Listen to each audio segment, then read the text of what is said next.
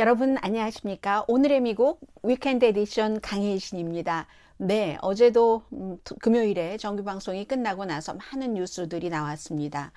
학자금에 대한 이제 새로운 판결도 나왔고, 학자금 탕감에 대한요, 학자금 융자 탕감에 대한 트럼프 전 대통령에 대해서 의회에서 소환장을 발부를 했고, 또 영국의 총리가 취임한 지 44일 당선되고 45일 만에 사임을 하게 된 것은 미국과도 뭐 거의 직접까지는 아니지만 연결이 된다고도 볼 수 있고요.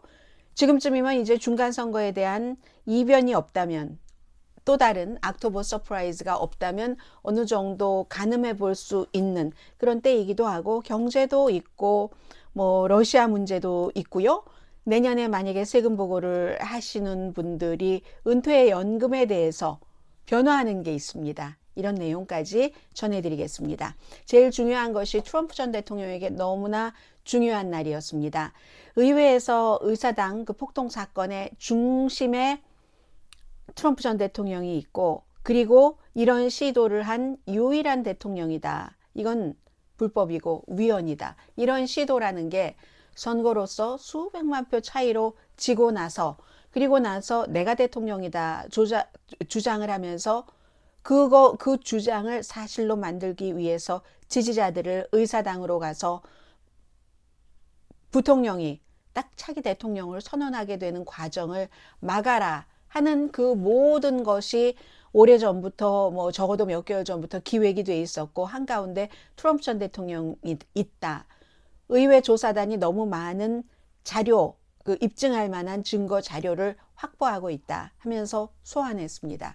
11월 4일까지는 관련 무슨 이메일이라든가 여러 서류를 다 제출하라고 했고, 그 서류 가운데서는 그 의회의 공화당 정치인이라든가 아니면 의사당 폭동 사건 때 직접 쳐들어간 극우 우파 그룹, 뭐 여러 프라우드 보이즈라든가 뭐 오스키퍼스라든가 이런 곳과 얼마나 접촉을 했는가 하는 것에 관한 아주 구체적으로 이런 것을 내놔라고 얘기를 했겠죠. 그리고 열흘 뒤인 중간선거가 끝난 날짜로 잡았습니다. 그거 예민하니까 그랬겠죠. 11월 14일에 직접 선서를 하고 증언을 해라. 트럼프 전 대통령이 이걸 받아들일지 받아들이지 않을지는 모릅니다. 의사당 폭동 사건 조사위원회는 지금까지 트럼프 전 대통령이 내가 대통령이다라고 주장한 그 소송 60개가 넘는데 전부 졌지 않았느냐. 그 소송에서 전부 지고도 트럼프 전 대통령이 지명한 모든 법원에 판사가 있는 그런 법원에서도 전부 지고 나서도 결과를 뒤집으려고 한 엄청난 시도다 해서 소환에 응하지 않으면 어제 트럼프 전 대통령의 측근이었던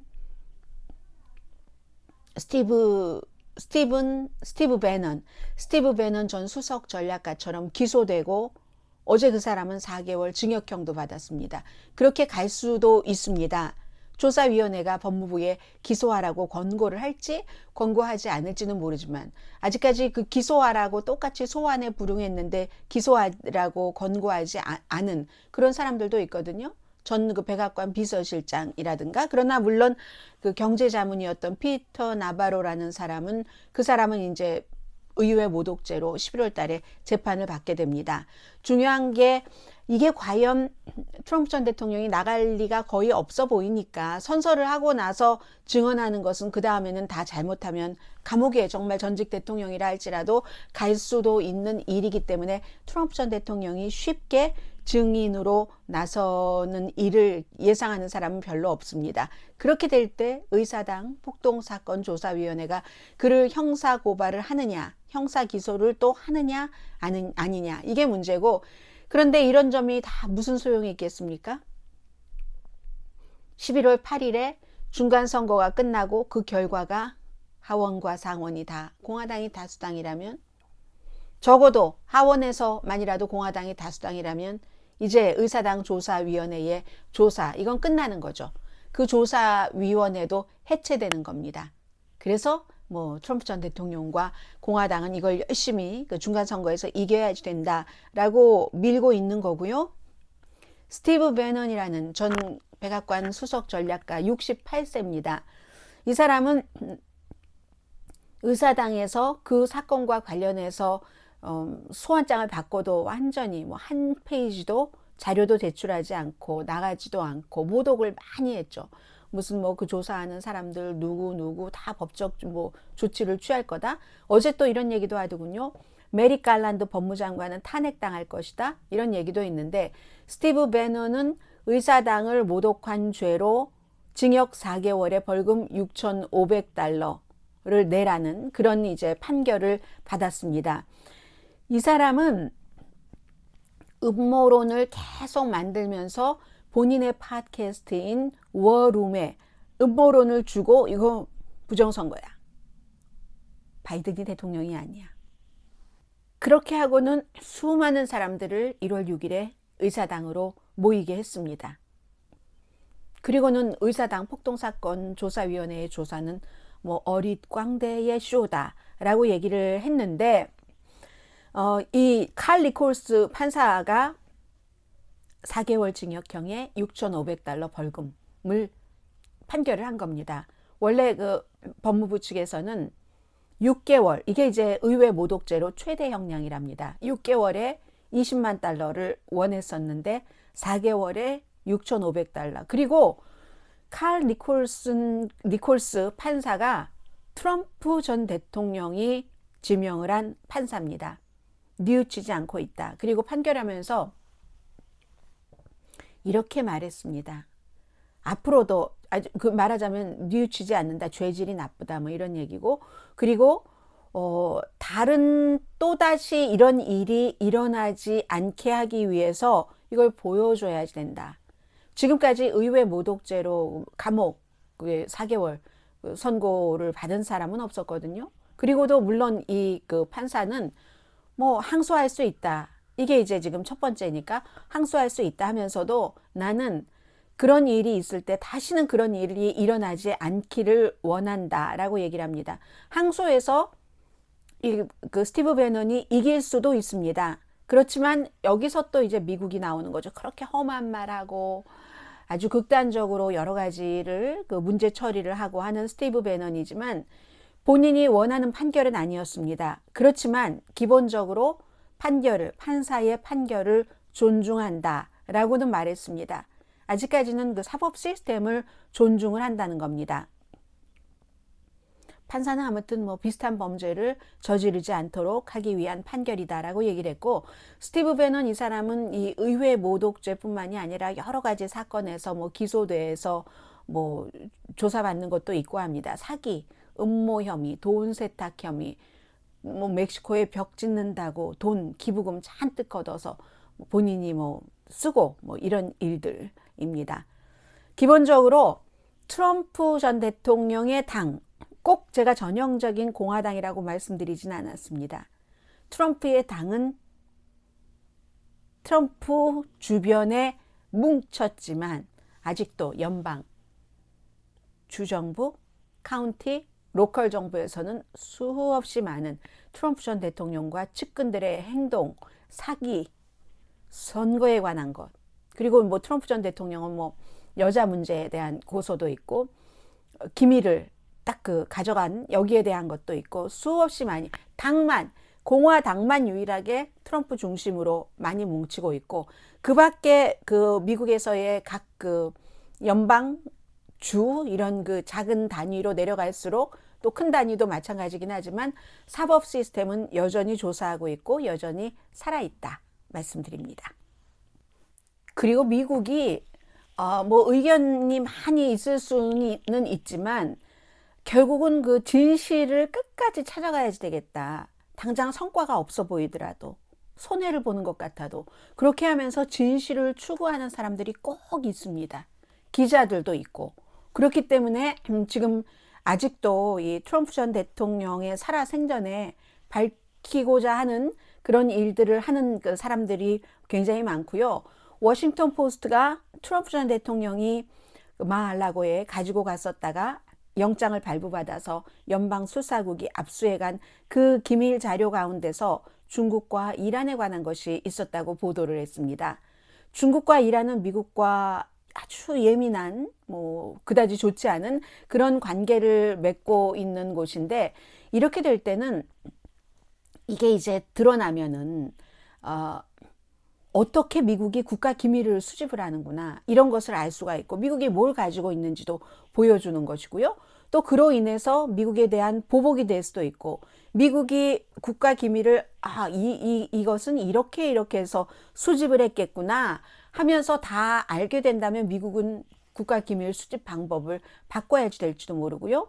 그래서 중국도 그렇고 이란에 대해서는 특히 이란의 핵무기 프로그램이 포함되어 있었다. 그래서 이게 이제 초초초초 특급으로 구분이 되는 거잖아요. 어떤 그 무기, 특히 이제 핵무기에 관한 디자인이라든가 여러 가지 아마 그게 그 이란 것이 포함되어 있었다라고 워싱턴 포스트가 보도를 했습니다. 이것도 이제 트럼프 전 대통령의 문제고 또 뭐 너무 많죠. 무슨 뭐 비밀 경호원을 그동안에 뭐 대통령과 대통령의 그 자녀들이 묵을 때 거의 이제 트럼프 전 대통령의 시설에서 묵게 하면서 시세보다 너무 비싸게 그 방값을 일일이 청구했다던가 그러면서 그동안 계속 방을 무료로 줬다던가 시세보다 너무 낮게 책정을 했다던가 우리가 돈을 더 벌 수 있었는데 그런 말을 수없이 해왔다는 것. 그런데요.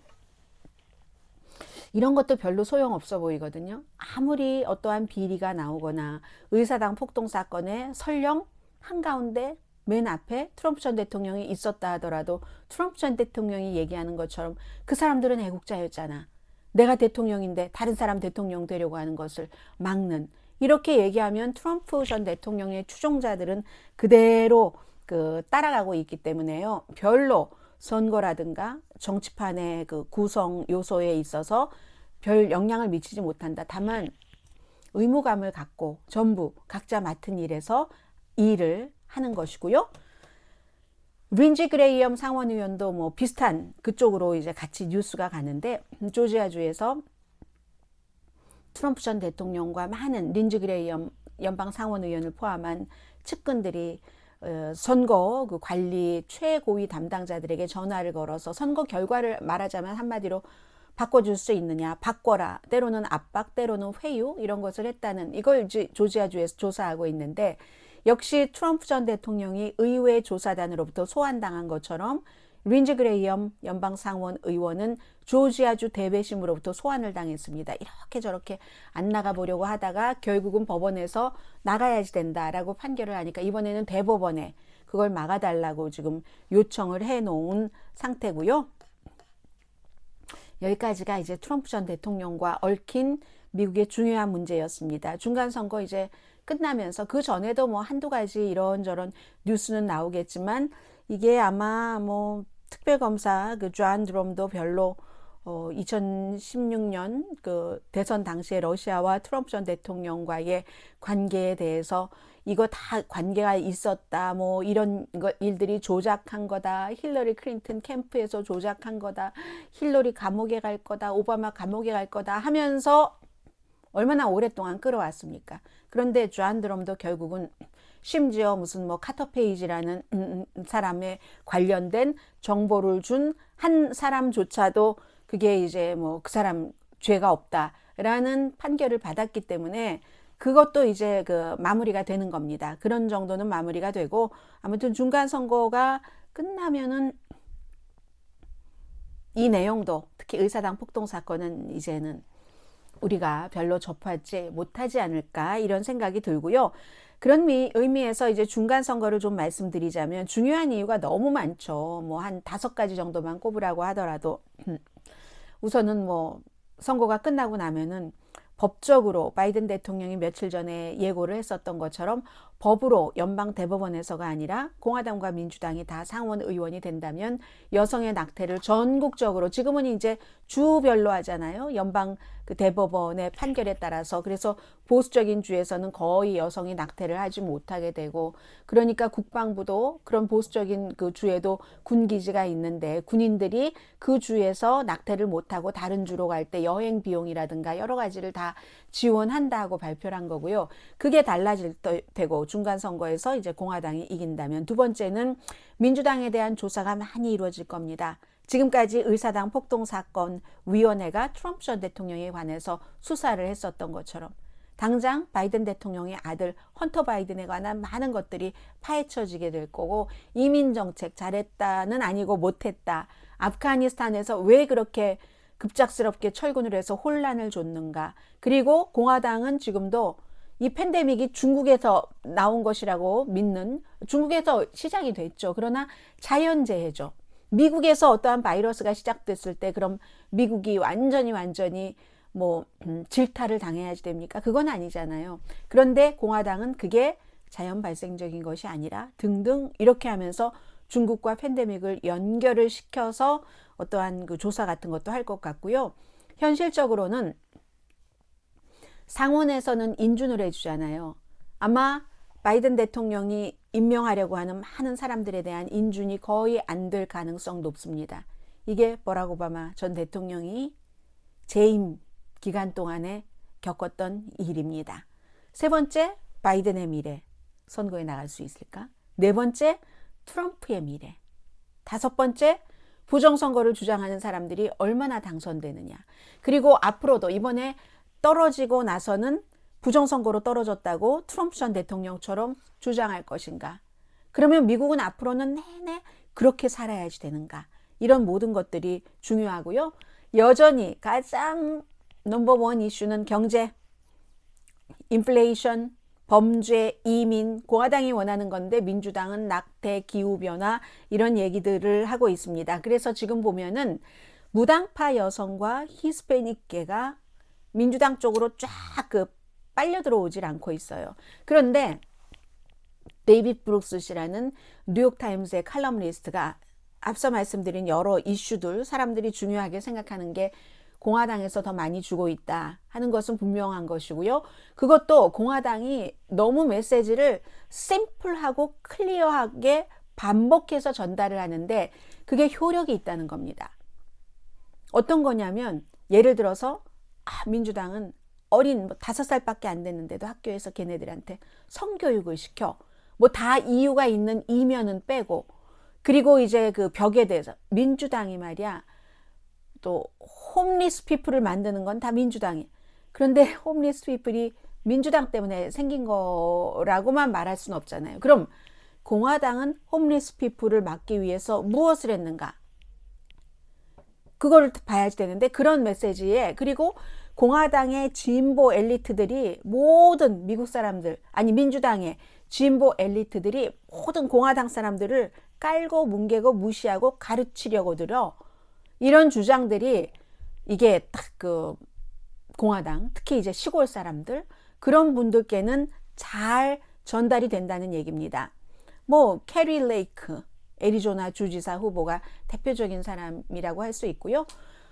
트럼프 전 대통령이 공식 지지했고, 이 사람은 그 애리조나 로컬에서 오랜 동안 뉴스를 했었던 사람인데, 한마디로 단어로 얘기를 하자면 계급, 문화, 전쟁이 코드인데, 이 주지사 후보를 포함을 해서 많은 지금 앞서가고 있는 공화당 후보의 키워드가 계급, 문화, 전쟁. 계급이라는 것은 공화당을 무식하게 생각하면서 말이야, 저 인간들이 그렇게 해. 그리고 문화라는 것은 학교에서 무엇을 가르치느냐, 또 뭐 성소수자 아이들 뭐 일에 대한 그런 뭐 여러 가지 그런 모든 것들을 전쟁, 싸움을 붙여서 아주 그냥 정말로 내가 살고 당신이 죽어야 해 하는 전쟁 형태로. 그런데 언제나 그런 방식은 아주 화끈하고 사람들을 끌어모으기가 쉽죠. 지금 공화당이 그렇게 한다는 겁니다. 홈리스가 거리를 장악하는데 이거 다 민주당이 한 거 아니야. 가짜 뉴스를 만들고, 가짜 뉴스는 공화당이 더 많이 만들죠. 왜냐하면 뉴스맥스, 원 아메리카 네트워크, 에폭 타임스, 브레이트바트 등등. 그래서 그런데도 공화당이 진보 엘리트들이 상식적인 공화당 미국인들을 공격한다. 아주 심플. 아주 특히 이제 애리조나의 뭐 캐리 레이크 후보 같은 경우는 12가지를요. 딱 이래서 해놓고는 계속 반복을 합니다. 그걸. 그런 문제가 있는데 그게 효력이 있다는 게 뉴욕타임즈의 칼럼니스트 데이빗 브룩스 씨의 글입니다. 그런데 중간선거는 끝나도 미국은 앞으로도 계속 선거는 이어집니다. 이번에 미국에서 영국의 총리가 사임하는 것을 보고 많은 걸 느꼈습니다. 영국 총리가 사임을 하게 된 뭐 그냥 간단한 이유는 그거잖아요. 인플레이션 등등 미국보다 더 많은 두 자리 숫자의 인플레이션이 있는데도 세금을 부자에 대한 세금을 포함해서 내린다고 하고 대책 없이 그리고도 잘 살 수 있다고 하니까 결국은 그 세금 플랜 때문에 물러나고 만 건데 이게 로널드 레이건을 닮고 싶었던 것 같습니다. 처음부터 말씀을 드렸어요. 특히 이제 영국의 매체에서는 그렇게 분석을 한다고. 1981년도 로널드 레이건의 세금 정책. 지금은 근데 안 통한다는 거죠. 그리고 생각을 해보세요. 이게 이제 미국에서도 공화당이 생각을 해야 될 게 보수당이잖아요. 지금 물러난 보리스 존슨에 이어서 됐다가 물러난 리즈 트러스라는 44일, 45일 총리가 보수당인데 토리당인데 토리당은 미국에서의 공화당처럼 일하는 사람들의 블루칼라의 당인 겁니다. 그런데 블루칼라 당에서 이게 부자를 세금을 줄여준다? 잘 안 맞잖아요. 그래서 레이건과 대처, 토니 블레어와 빌 클린턴, 도널드 트럼프와 보리스 존슨 이렇게 두 사람이 비슷비슷하잖아요. 이 비슷비슷한 그런 그 캐릭터로 굉장히 인기 영합적으로 했다가 졌다. 그러니까 공화당도 지금 어제도 바이든 대통령이 얘기를 했는데 공화당은 뭐 좀 가난하고 열심히 일하는 중간층을 뭘 좀 살짝 그 바람을 넣고 도와줘서 뜨게 해서 쉽게 저쪽으로 한 단계 올라가게 해주려는 것을 정부가 하려고 하면 그걸 돈을 함부로 쓴다고 이렇게 막 반대를 하면서 왜 부자 세금만 감면을 해주냐. 트럼프 때 얼마나 많이 했는가. 기업 세금도 팬데믹 때도 얼마나 많이 해줬는가. 이걸 지금 공화당도 생각을 해야 된다는 거죠. 그리고 뭐 세금 얘기가 나왔으니까 세금 말씀부터 드리자면은 세금 이번 주에 여러 가지가 세금 공제를 해주는 액수는 늘어났고 왜냐하면 인플레이션이 너무 세고 하니까 다음에 세금 보고하실 때 그리고 소셜 세큐리티 연금도 내년부터 1650달러를 1인당 기준으로 할 때 145달러가 늘어났고 어제 발표한 것은 은퇴연금 401k에 대해서도 역시 401k를 지급할 수 있는 그 액수를 늘렸습니다. 401k는 22,500달러까지 지금은 올해는 25,500달러잖아요. 2,000달러 늘어난 거예요. 401k를 하시는 분들도 계시고 403b라는 것 뭐 본인이 해당되면 다 아시겠죠. 그리고 이제 457이라는 것도 있는데 이렇게 되는 경우는 이제 그만큼 2,000달러를 더 은퇴연금에 넣고 그 부분은 세금을 안 내는 거잖아요. 그럼 미래를 위해서 저축을 할 수 있다는 거죠. IRA도 역시 은퇴연금 연간 지금까지 6,000달러인데 500달러가 늘어나서 6,500달러까지 할 수 있습니다. 이제 이런 것은 무슨 특별히 뭐 선거에 맞춰서 정부에서 한 거는 아니지만 은퇴연금이라든가 세금률이 바뀐 것이라든가 은퇴연금에 대한 지불 액수도 늘어난 것이라든가 이런 것은 전부 이 인플레이션과 연관이 된 거고요. 나머지는 이제 뭐 전략적 비축률을 방출한다고 한다던가 이런 것은 당연히 이제 대통령의 권한에 의해서 뭐 뭔가가 그 분위기가 법적으로 맞으니까 한 거고요. 학자금 탕감에 대해서 말씀드립니다. 항소법원이 학자금 탕감하는 거 그 과정을 일시 중지해라 라고 판결을 내렸습니다. 어제 아침 저의 방송과 다르죠? 어제 아침에는 이게 연방 대법원에서도 위스콘신주의 납세자들이 그거 하면 안 돼. 왜 아니 그 돈을 국민의 세금을 쓰는 그 돈 관리를 행정부에서 해? 의회에서 통과되지 않았는데? 라고 하면서 그 항소를 해놓고 있는 상태였는데요. 그 항소가 끝날 때까지 연방 대법원에서 시행 중지해라 했는데 연방 대법원에서 그걸 기각해 버렸잖아요. 그리고 미주리주의 그 연방 판사도 6개 주에서 딱 이 해온 거에 대해서도 뭐 계속 시행하라고 했고 그런데 제8항소법원의 판결이 나왔습니다. 항소법원은 어제 일단 중지해라. 그러면 제가 어제 아침에 방송할 때 여러분들께 어느 전문가가요, 이것은 재채기를 이미 해버렸는데 그 재채기를 목 안으로 집어넣는 것과 코 안으로 집어넣는 것과 같다고 표현을 했습니다. 라고 했는데, 집어넣었잖아. 아직은 아닌 겁니다. 이게 이 어제의 그 판단도 그 제8항소법원에서도 이 판결이 완전히 이렇다 저렇다 종결될 때까지는 뭐 스탑해라, 이런 그 판결을 내린 거거든요. 그 제8항소법원이. 이것은 지금 소송된 게 많습니다. 지금까지는 그 소송한 케이스에 대해서 원고가 이겨본 적이 없어요. 그런데 어제 이 항소가 네브라스카, 미주리, 알칸소, 아이오와, 캔사스, 사우스캐롤라이나 주에서 한 거예요.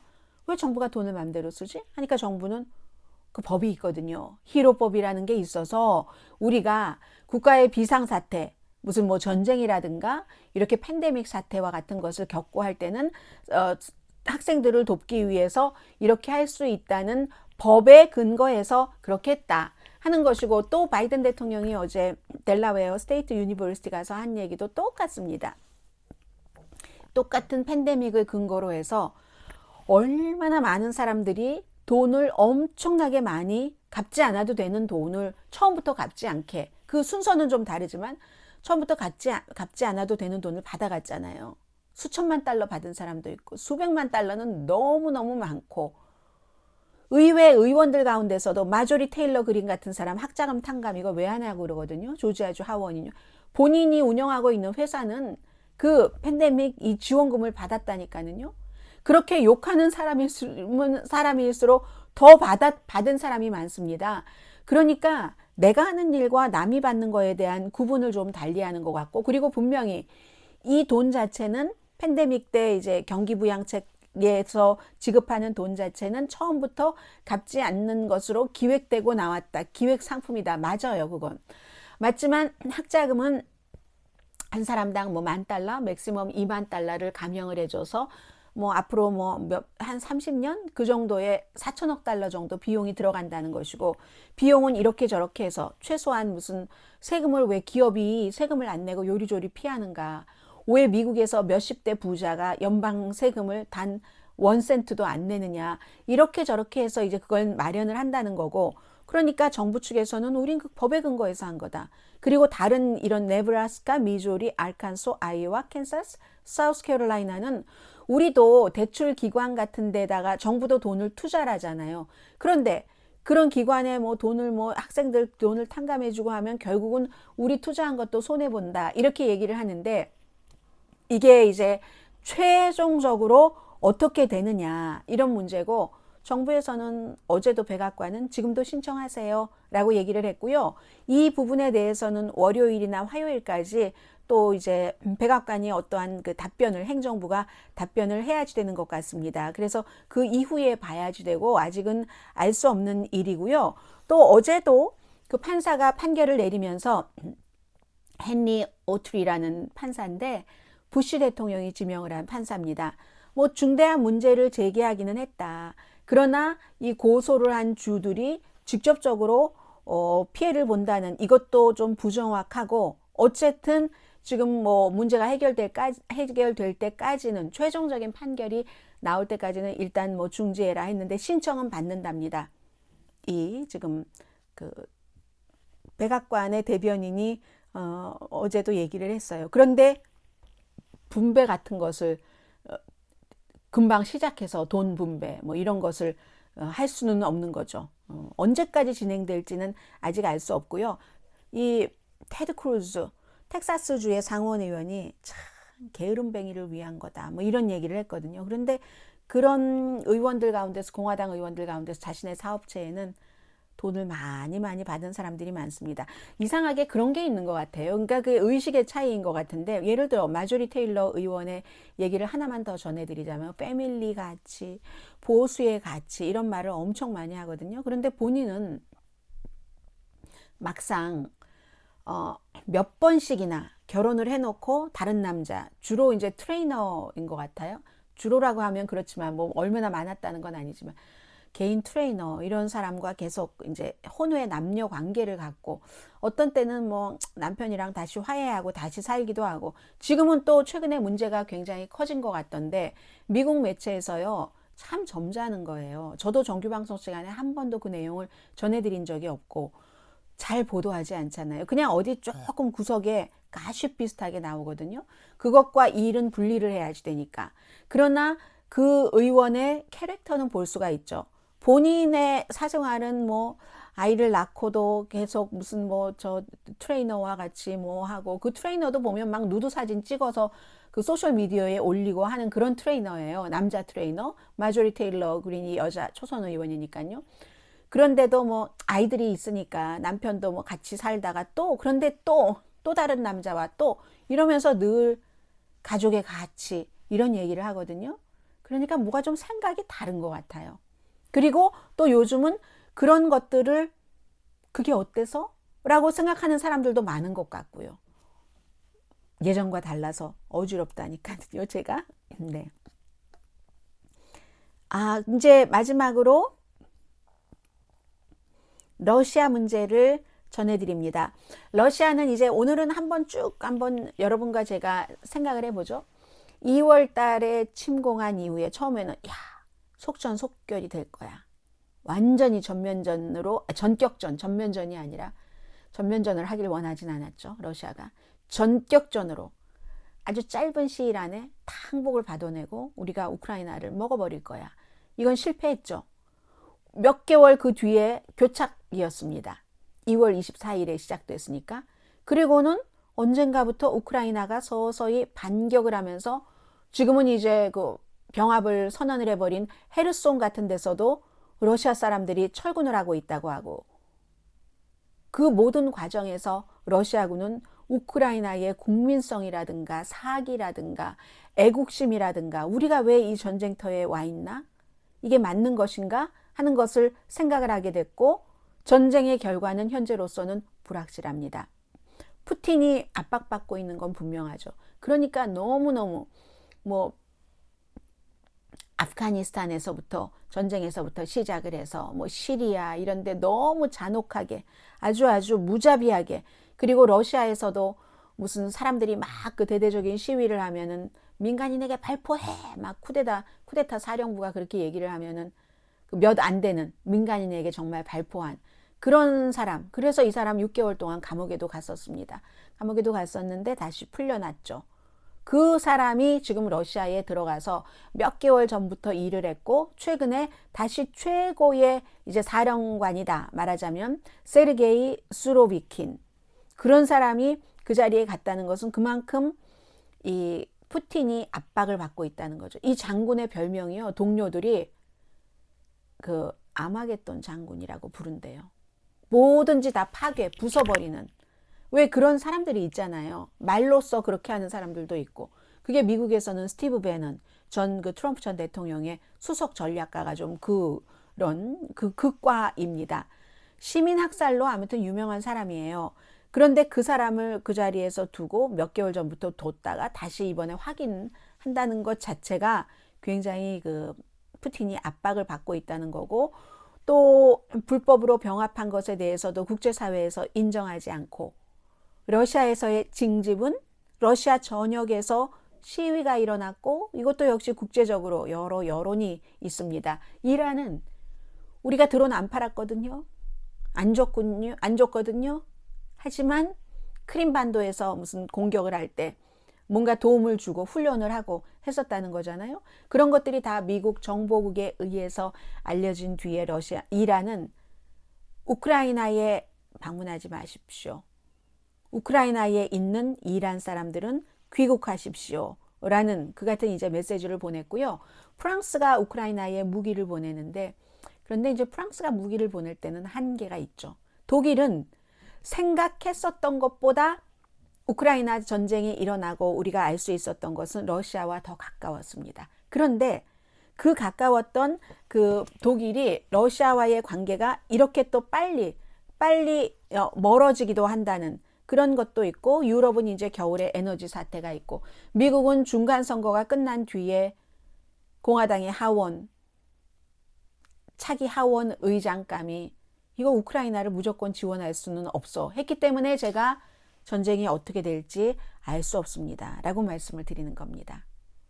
저는 내일 한국 밖에서 본 한국 시간에 뵙겠고요. 그리고 이제 월요일 정규방송 시간은 내일 말씀드려도 되겠죠? 즐거운 토요일. 저는 어제도 영화를 봤고 오늘도 영화를 볼 예정이고 여러분들도 해피하시기 바랍니다. 오늘의 미국 위켄드 에디션 강혜신이었습니다.